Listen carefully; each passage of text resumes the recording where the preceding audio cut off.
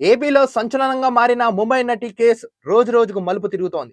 ఆమె గత వారం ఎన్టీఆర్ జిల్లా ఇబ్రహీంపట్నం పోలీస్ స్టేషన్‌లో తనను అక్రమంగా అరెస్ట్ చేసి వేధించిన వైఎస్ఆర్‌సీపీ నేత అధికారులపై ఫిర్యాదు చేయడానికి వెళ్లిన సంగతి మనందరికీ తెలిసిందే.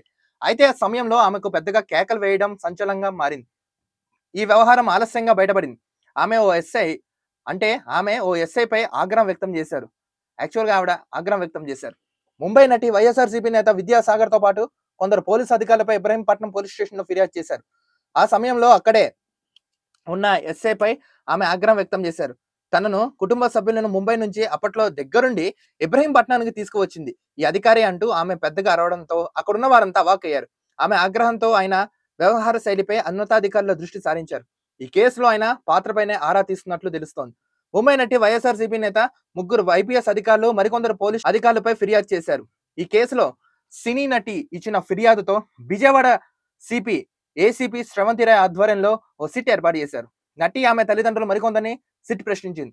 వారి నుంచి స్టేట్మెంట్ రికార్డు చేసిన తర్వాత ఈ వ్యవహారంపై ప్రాథమిక నివేదికను తయారు చేసి డీజీపీకి అందజేయగా ఆయన ప్రభుత్వానికి అందజేశారు. ఈ నివేదికను పరిశీలించిన అనంతరం ప్రభుత్వం ఐపీఎస్ అధికారులపై సస్పెన్షన్ వేటు వేసింది.